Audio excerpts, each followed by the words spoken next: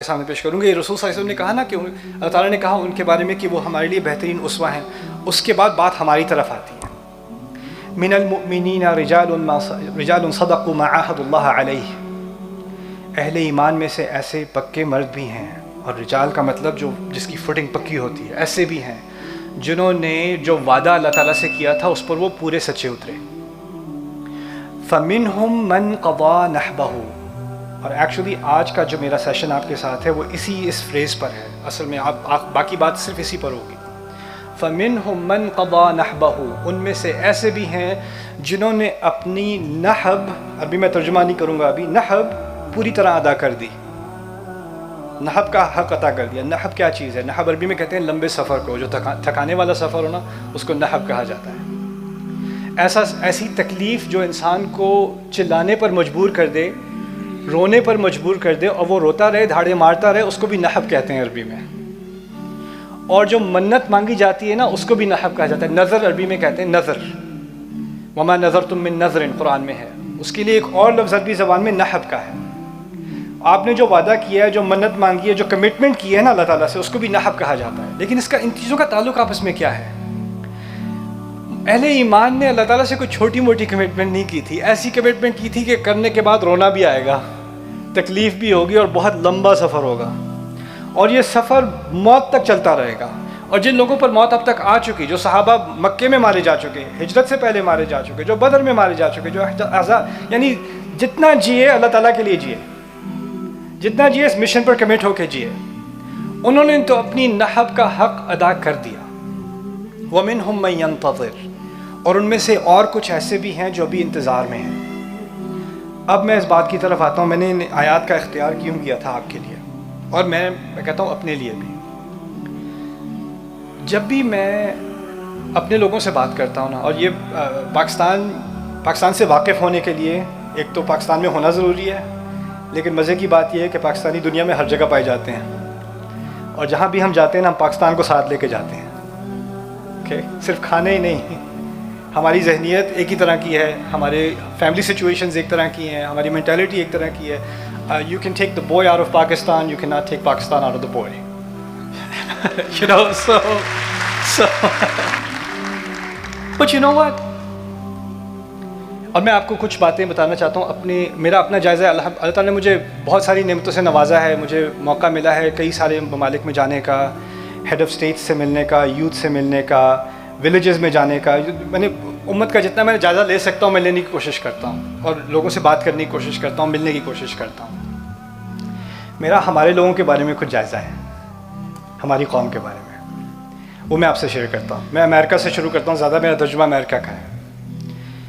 امریکہ میں جو اسلام ہے نا, جو اسلامک آرگنائزیشنز ہیں, جو مسلم اسٹوڈنٹ ایسوسیشنز ہیں امریکن یونیورسٹیز میں, جو دعویٰ آرگنائزیشنز ہیں, اسلامک ایجوکیشن آرگنائزیشنز ہیں, جو اسلامک اسکالرز ہیں, اور جو آپ نے دیکھا ہوگا کچھ امریکنز ہیں جو کنورٹ ہو کر اسلام کے اسکالرز بھی بنے ہیں, اس کے بارے میں بات بھی کرتے ہیں. آپ یقین مانیں ان تمام کی بیک بون پاکستانی مسلمان ہیں, اس تمام کی. اکثریت مسلم اسٹوڈنٹس ایسوسیشنز جو امریکہ میں قائم ہوئی ہیں پاکستانیوں نے قائم کی ہیں. جو کنٹریبیوشنز مساجد بنانے میں, ہزاروں مساجد بنی امریکہ میں, جو کنٹریبیوشنز پاکستانیوں نے کسی اور نے نہیں کی. مجھے کسی اور نے ایک دفعہ بتایا تھا, میں ایک اور ملک میں تھا, اس نے پاکستانیوں کے بارے میں پتہ کیا کہا تھا؟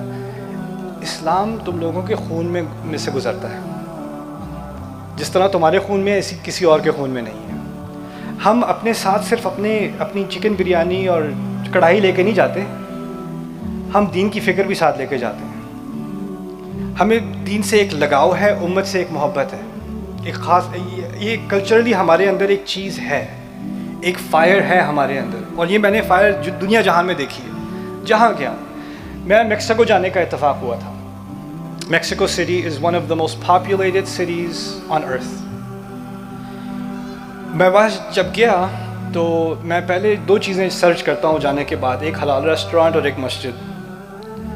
تو حلال ریسٹورانٹ صرف 2 تھے, اور ایک پاکستانی تھا ایکچولی, اور ایک موراکن تھا. لیکن پاکستانی والا 1.5 گھنٹے دور تھا, موراکن والا 20 منٹ دور تھا. تو میں نے پھر موراکن ریسٹورانٹ سے صبر کیا, میں پہنچ گیا وہاں پہ. تو میں تھوڑی سی I speak a little bit of Spanish, تو میری اونر سے بات ہو رہی تھی, ہی واز موراکن. تو میں نے کہا کہ یہاں پہ مسجد نہیں مل رہی, میں نے سرچ کی تھی مل نہیں رہی. وہ کہتا ہے سرچ پہ نہیں ہے, یہ یہاں پر ایک کونے میں ہے, یہ ہے وہ ہے. میں نے کہا تو بہت کم مسلمان ہیں, کوئی چھوٹا سا گھر تھا, جمعے پہ 20-30 لوگ آتے ہیں. تو میں نے پوچھا یہ وہاں بہت کم مسلمان ہیں؟ کہتے ہیں نہیں مسلمان تو بہت ہیں یہاں.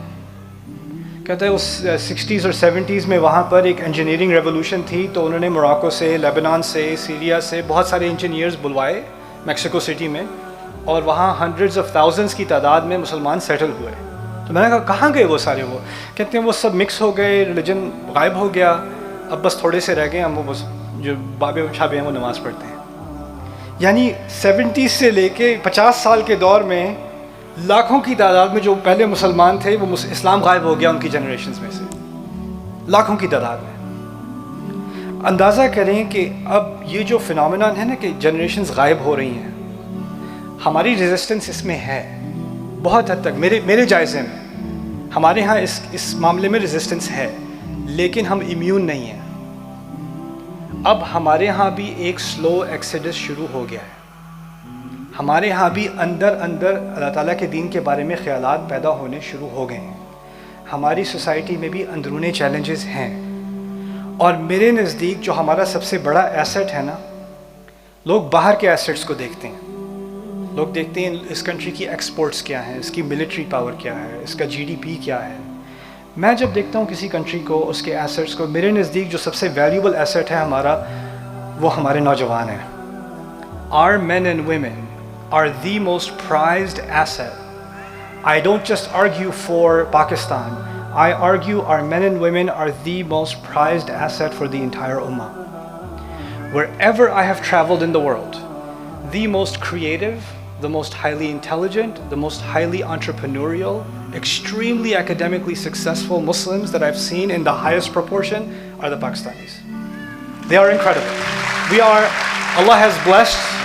اور جب میں جاتا ہوں اور میں ان لوگوں سے امپریس ہوتا ہوں تو مجھے ایک بات کا خیال آتا ہے, اگر یہ ٹیلنٹ پول جو باہر ہے وہ اتنا زبردست ہے, وہ تو ایک چھوٹی سی پرسنٹیج ہے اس ٹیلنٹ پول کی جو یہاں اس زمین میں بیٹھا ہے. یہاں کا جو آپ جو لوگ ہو نا جہاں بیٹھے ہوئے ہو, especially the youth here, the university students here, میرے نزدیک میرا سب سے بڑا کرٹیسزم تم لوگوں کا یہ ہے, you don't realize your own potential. تم لوگ اپنے سامنے چیلنجز دیکھتے ہو, ہماری کوئی سپورٹ نہیں ہے, ہمیں کوئی آ کے کوئی پیچھے سے ہمیں بیک اپ نہیں کرتا, اوپر سے یہ چیلنجز ہیں, ہماری اپنی فیملیز میں یہ چیلنجز ہیں, ہمارے کلچر میں یہ چیلنجز ہیں, ہماری گورننس میں یہ چیلنجز ہیں, ہماری سسٹم میں, ایجوکیشن سسٹم میں یہ چیلنج ہے, پولیسنگ میں یہ چیلنج ہے, فلاں چیلنج ہے, احزاب احزاب احزاب احزاب. اور وہ دیکھ کے کیا ہوتا ہے, ذاغت الابصار, کیا ہے, کیا کر سکتے ہیں, اس کو کیسے سامنا کریں ان سب چیزوں کا. وبلغت القلوب الحناجر, دل یہاں تک پہنچ گئے. کیا مایوسی کے اوپر مایوسی. جو صحابہ شروع میں ڈرے ہوئے تھے نا اس صورت میں, قرآن نے خود کہا ہے ڈرے ہوئے تھے, انہی صحابہ کے بارے میں سورۃ الاحزاب میں آگے جا کر کیا کہا, وَلَمَّا رَأَى الْمُؤْمِنُونَ الْأَحْزَابَ قَالُوا هَذَا مَا وَعَدَنَا اللَّهُ وَرَسُولُهُ وَصَدَقَ اللَّهُ وَرَسُولُهُ وَمَا زَادَهُمْ إِلَّا إِيمَانًا وَتَسْلِيمًا. جب مومنین نے احزاب کو دیکھا آتے ہوئے تو شروع میں تو ایک ایموشنل ریاکشن تھا, انٹیمیڈیشن ہوئی, اوورویلمڈ ہوئے. اس کے بعد کیا کیا, کہا کہ یہی تو چیلنج تھا جس کا وعدہ اللہ اور اس کے رسول نے کیا تھا. اللہ تعالیٰ کبھی کسی کو ایسی مشکل نہیں دیتا جو وہ سنبھال نہ سکتا ہو. یہ پتہ ہے نا, لا یکلف اللہ نفسا الا, معلوم ہے نا, اللہ تعالیٰ نے کبھی کسی کو زندگی میں ایسا بوجھ نہیں دیا جو اس کو اٹھانے کے لائق نہ ہو. اگر تمہیں اس دور میں, اس ملک میں, اس حالت میں, اگر تمہیں اس جگہ پیدا کیا اور اس جگہ تمہیں یہ فیملی دی اور تمہیں یہ موقع دیے, تو اس کا مطلب ہے تم سے زیادہ کوالیفائڈ ان چیلنجز کا سامنا کرنے کے لیے اللہ کی نظر میں کوئی اور نہیں تھا. تم ہی تھے, تمہیں چنا گیا, تمہیں اس فیملی میں چنا گیا. کبھی کبھی تم اپنی فیملی کو دیکھتے ہو, کہتے ہیں میں اس فیملی کا حصہ ہوں کیسے. مجھے سمجھ نہیں آتی اللہ کی کیا پلاننگ تھی کہ یہ میرا بھائی ہے. یہ اللہ کا پلان تھا. کیا کچھ لوگ اتنے لکی ہوتے ہیں, وہ وہاں ہوتے ہیں, وہ وہاں ہوتے ہیں, اور تم لوگوں کی اب سیشن بن گئی ہے. اب انسٹاگرام پہ جا کے, ٹک ٹاک پہ جا کے کسی کی شادی کی ویڈیوز دیکھ رہے ہو, کسی کی ویکیشن کی ویڈیو, وہ ٹرکی میں, وہ استنبول میں, ہائے دیکھو ذرا اوہو اوہو، اب کمپیریزن کر کر کے اپنے آپ کو ڈپریس کرنا کہ ان کے پاس کتنا کچھ ہے، یہ جو کمپیریزن کی obsession بن گئی ہے نا، اب یہ کمپیریزن کی جو ڈیزیز ہے، یہ چیز یہاں کی یہ نہیں، یہاں ہی نہیں، کینیڈا، امریکہ، آسٹریلیا، وہاں کے بچوں کو سوسائڈل کر رہی ہے یہ چیز. یہ ایک زہر ہے، اور یہ زہر ہم اڈیل اڈیل کے پی رہے ہیں. اب کمپیریزن میں ہم پڑ گئے ہیں، اور یہ اب ہمارے سامنے جو بڑا گول تھا نا، جو وعدہ اللہ اور اس کے رسول سے کیا تھا، اس کو ہم بھولنا شروع ہو گئے ہیں. دیکھیں، میں آپ کو کوئی فائری تقریر دے کے آپ بڑی سی تکبیر بعد میں کریں، تالیاں بجائیں، بات ختم، چلو جی بڑا مزہ آیا. لیکن میں آپ سے ایک سیریس بات کرنا چاہ رہا ہوں. میں کہہ رہا ہوں کہ ہماری نیشن کا جو سب سے بڑا ایسٹ ہے نا، جو اللہ تعالیٰ نے ہمیں ایک وسعت دی ہے، جو ایک کمال دیا ہے، وہ ہماری مینٹیلٹی میں ہے، ہماری انٹلیکچوئل کیپیسٹی میں ہے، ہماری کریٹیوٹی میں ہے. اور اب ہماری ذمہ داری بنتی ہے، تم لوگوں کی جو ینگ جنریشن، تمہاری ذمہ داری بنتی ہے کہ جو چیزیں تم اپنی سوسائٹی میں دیکھ رہے ہو نا کہ مسئلہ ہے، 1000 مسئلے ہیں، تم 1000 مسئلے سالو نہیں کر سکتے، تم 100 مسئلے بھی سالو نہیں کر سکتے، تم 10 مسئلے بھی سالو نہیں کر سکتے، لیکن ایک مسئلہ لو اور اس کو پکڑ لو، اور یہ بھی مان لو کہ اس کو تم سالو نہ بھی کر سکو، لیکن اس کے سلوشن کی طرف تم جاؤ گے.